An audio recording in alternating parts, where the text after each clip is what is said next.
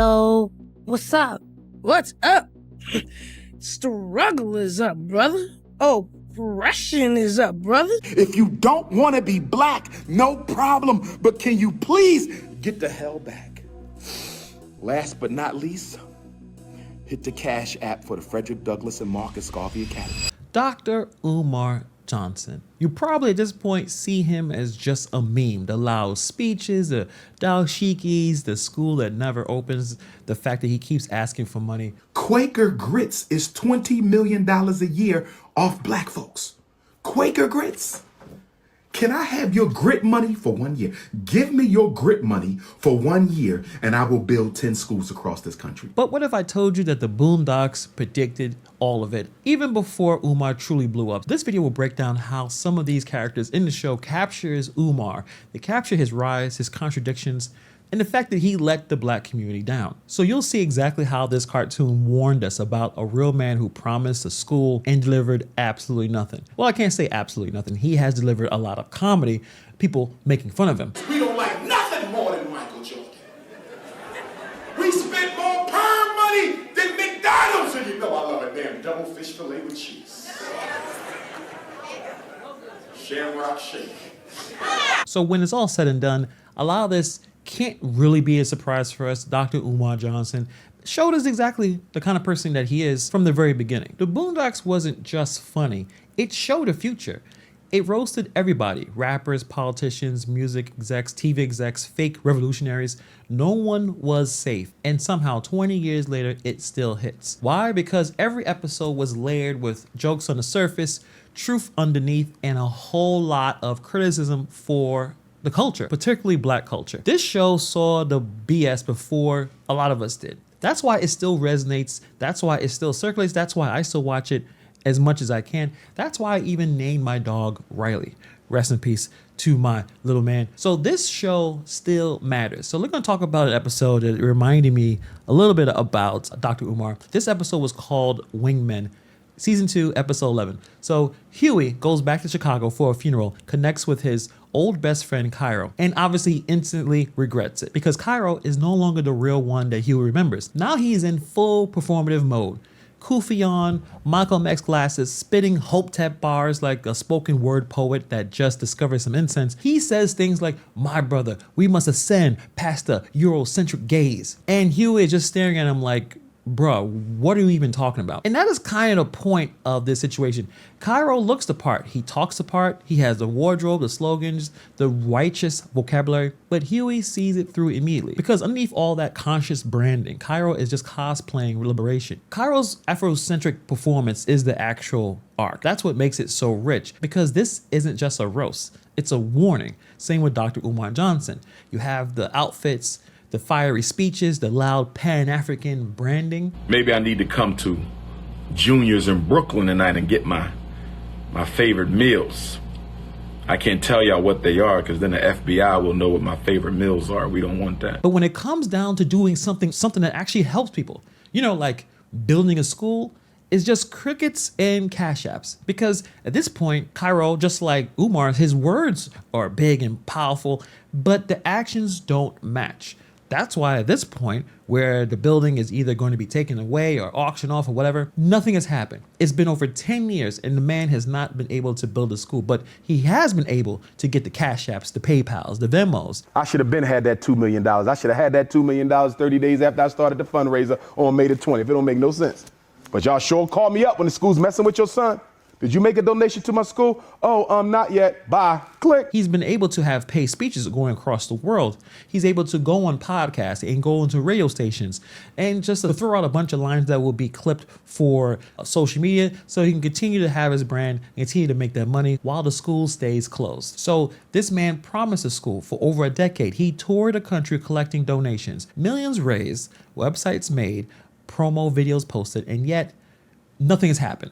Nothing is going on. People gave their money. Parents put hope into this man's vision, and he gave them tours of empty hallways. It's the same betrayal, it's just with bigger stakes. Umar abandoned the mission.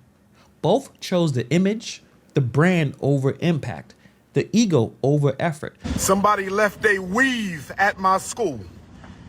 Which one of you beautiful African sisters left your weave bun at the Frederick Douglass Marcus Garvey Academy. There's no possible way that Dr. Umar could be traveling around the country providing speeches and build a school at the same time. It doesn't make any sense. A lot of us probably knew that for the most part, but you thought maybe, just maybe, he has invested in the right people, in the right infrastructure, and have enough resources that he can build a school while traveling the country. Even with LeBron James' school, I promise, the school is doing poorly. Because LeBron James doesn't know how to put a school together, it takes a lot of effort. You're not going to be able to travel the country providing speeches, going to podcasts, going to radio stations, spending hours on live, and be able to build a school. It's not possible.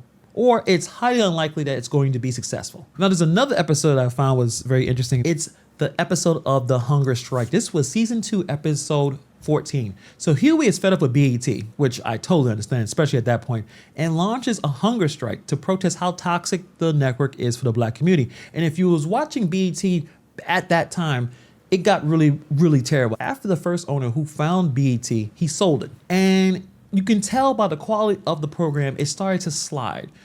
Actually, it just became more of a ghetto MTV. The shows were not the same how it was back in the early days of BET.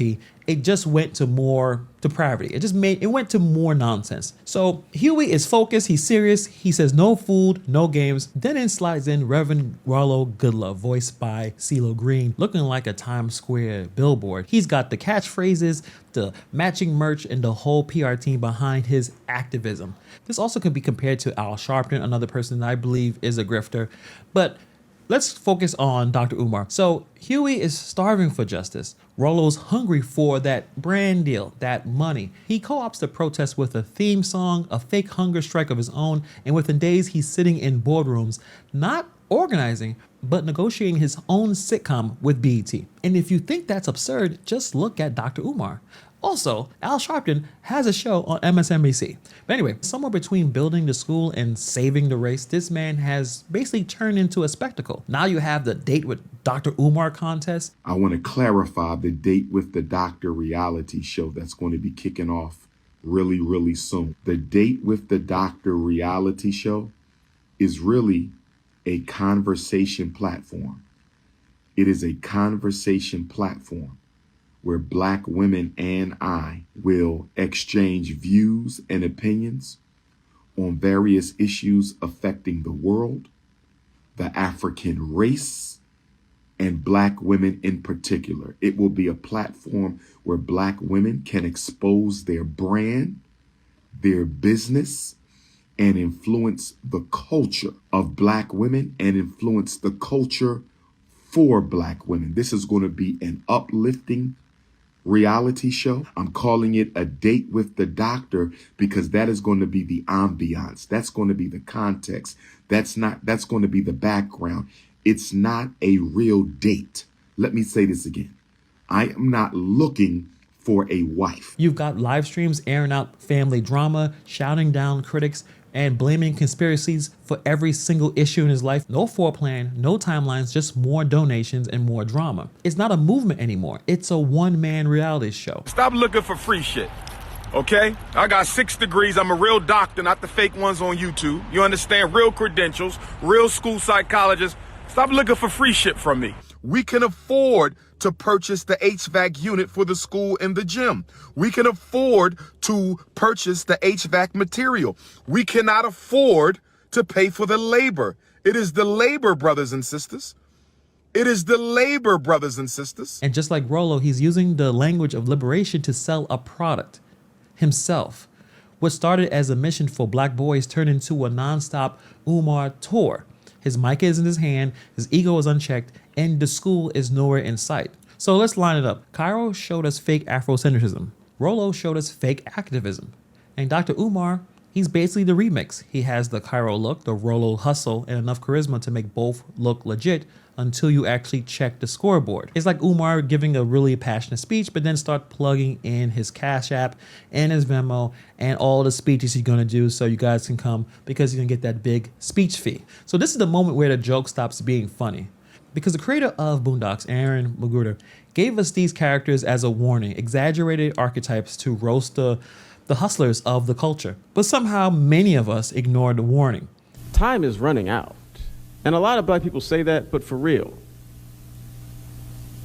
part of why the civil rights movement has been so successful, and part of why those who have come after in terms of our leadership have been able to maintain a presence, is that black people have always had a certain amount of moral currency that we have been using. And let me be the first to tell you, that's used up. White America has been watching us act like fools for a long enough time where any sympathy they may have had to our plight is completely gone. Now, I've never donated anything to Dr. Umar, never will. But at the same time, people are nice and people want to be generous and people want to follow a dream. Unfortunately, it doesn't work. So the Boondocks is just a show, fictional characters, cartoons, right? But Umar, he took real money and left real damage, because when a man like this steps up dressed as the revolutionary, shouting Pan-African slogans, it's not just about him, it stains the whole cause. He didn't just break promises, he broke belief. And this has ripple effects across our community, the black community, because many people believe that this system is failing us. Public schools fail us. You can say the healthcare is failing us. You can say the government is failing us.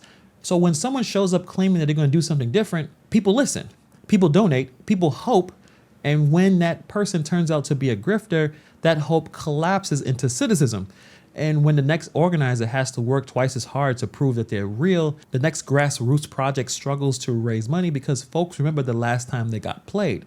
And meanwhile, Umar keeps going. He's still going to be loud, still dress up, still asking for money, still spinning the dream of a school while the school is basically being taken away from him. That's not just a failed project, that's trauma. It's a reason why many people mock Pan-Africanism. Not because they disagree necessarily, it's because it turned into a hustle. It turned into a way to make money. That's why people joke about woke scammers instead of rooting for real leaders. So it isn't really harmless. It's not just memes and bad faith speeches. It's about the trust and the damage done when you steal it in the name of progress. But let me know what you guys think about this video. Put it in the comments below. And let me know what Boondocks episode you think predicted something else in real life. And if you're interested in this type of content, hit the subscribe button. Thank you for taking the time to watch this video, and I'll see you guys in the next video.